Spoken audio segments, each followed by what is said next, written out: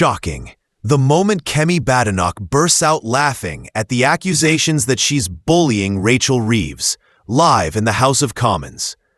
A senior Tory mocking the Chancellor, calling her spineless, shameless, and completely aimless. While the UK economy trembles, she sneers. This isn't about gender, it's about incompetence. Watch, judge, and then decide. Is this politics or playground cruelty? Before we dive in, subscribe, hit like, and leave your verdict in the comments. The Conservative Party, Kemi Badenoch. Kemi, good to see you. Kemi, it looks like you're in a pub. I am. Excellent, good girl. I'm in a pub that sadly has had to close because of flooding. I'm in Wales, Monmouth, and we're trying to see what we can do with the local Conservative councillors. Now, of course, pubs, like many businesses, have been really struggling over the course of the last 12 months. I mean, the national insurance increases, the minimum wage increases, but more than that, there is a new bill that is currently going through Parliament that is going to put a lot of impositions upon businesses.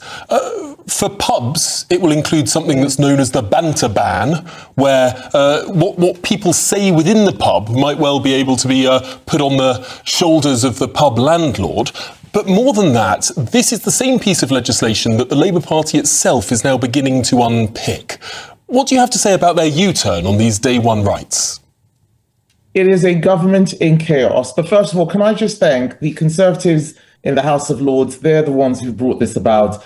Getting other people to join them, voting it down. Andrew Griffith, Shadow Business Secretary, has been going to every single business he can, getting them to join the campaign, because it is a terrible idea what they are doing. The day one rights in particular would mean you could sue an employer before you'd even started working. You could walk through the door and immediately have rights to take them to a tribunal. Crazy. So much red tape. You talked about the banter ban. You need basically, pub police to be able to meet the legislation's requirements, a right to roam. This is a bill written by the unions for the unions. Unions can come into any business, even a pub like this one, as long as you employ 20 or more people. They come in and they can do what they like, force you to put things on your notice board. Just terrible. And is this going to create growth? Nope. Is it going to create jobs? No. It is yet another socialist piece of nonsense which Labour brought in because they didn't have any ideas. And now they're U-turning because they can see that it has landed like a cup of cold sick with business. Kemi, they are denying it's another U-turn. They are saying us out here are just misinterpreting what they said in their manifesto. But you have to ask yourself, are they really putting the party before the people? Yes, they are putting their party before the people. Rachel Reeves' budget was all about saving her own skin, taxing workers to pay for benefits, to buy off her backbenchers. It was terrible. And right now, they're just trying to keep themselves in a job. It's extremely selfish. And it is a U-turn. I asked Keir Starmer about this at Prime Minister's questions earlier on in the year, and he laughed, as he always does, dismissed it. It is a U-turn. Justin Matters, the minister or the former minister who was working on the bill, has said it is a manifesto breach. So they're just trying to save face. This is a government in chaos all over the place. Don't know what they're doing.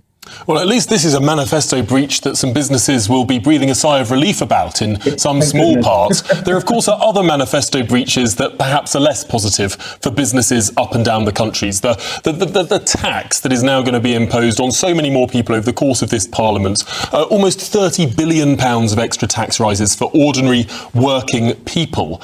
But the news that seems to be eking out today is that this was not to fill any kind of black hole whatsoever. What now is being more widely understood is that the Chancellor chose to do this rather than was forced to do this by some big deficit or imposition from the markets. Yeah. So all of this stuff she's been saying about there being a deficit that the Tories left and a black hole here or there, it's all nonsense. It's excuses for them to do stuff that they've been itching to do when they were in opposition. VAT on private schools is not what was going to close a huge deficit. They did it because they wanted to punish people who send their children to private schools. Going after farmers, these are not our people, Labour thought. We can have a go at them, take some of their money. Small businesses, this is an attack on working people to give money to for people on benefits. Labour are the welfare party. It's Conservatives that are the party of work. And that's what we've seen with all of the actions that they've taken around tax. Kemi, talking of the budget, your budget speech impressed a lot of people, but you were also accused of bullying and bullying another woman, i.e. Rachel Reeves. What would you say about that accusation? I would say that Labour like to dish it, but they can't take it. Every single week, I have Keir Starmer saying one thing or the other to me. I don't complain about it. I deal with it and I get on with the job. That is politics. It is a rough and tumble sport. Rachel Reeves is the Chancellor of the Exchequer. She's not a school prefect. She's not a librarian. She's the second most powerful person in the country, and she is doing a bad job. And if she thinks that anyone telling her that she's not doing a good job is complaining because she's a woman, then she is deluding herself. And I was speaking for a lot of people out there in the country who wanted her to hear what I was saying.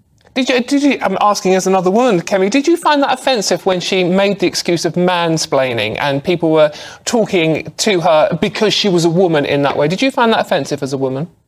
Yes, because I think it's bad for women if we see senior women in public life complaining about mansplaining. It makes it look like we're not up to the job. She's the one who said, I'm the first female Chancellor of the Exchequer, I'm the first female Chancellor of the Exchequer. I want to be a role model to young girls. I've got two daughters, and what I want them to see is strong women doing their jobs, not spending all the time talking about how they're a woman and people are being mean to them. It is a distraction from what she was elected to do, which was fix the economy. All she's done is made the economy worse. And if she had any decency, she would resign because she's broken a hell of a lot of promises. Have you spoken to her personally since that day? No, I haven't. I'm not sure she wants to speak to me. Would you like to talk to her?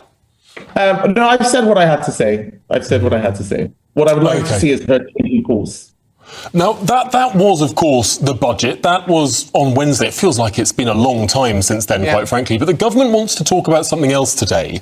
We're hearing news that in northern France, all of the different regional police forces have finally agreed to institute a pushback policy for small boats in shallow water. This seems to be like a significant success from this government. They've been asking for this for months. I think we've been waiting for it for about 6 or 7 months. And finally, it seems like the French will start pushing these boats back. Is that a victory for this government?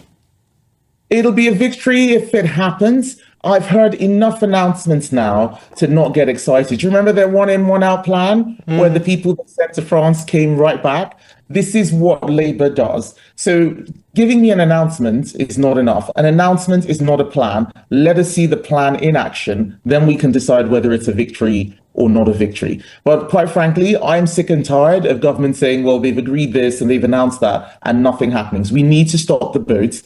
We have a plan to stop the boats. We have our borders plan. We've talked about how we made mistakes in government. I'm not here to pretend that we didn't. Mistakes were made. I'm the person who's now been elected to fix those mistakes that our party made with new policy, and I brought them out. Labour should do those things. I think Shabana Mahmood wants to do some things. I don't think her party will let her. So I've given her my support. We need to leave the ECHR as a starting point so that all the other things they need doing can get done. Kemi, your government did have plenty of opportunity to do many of the things that you say you would do now if you're elected again. Why didn't you do it in the past?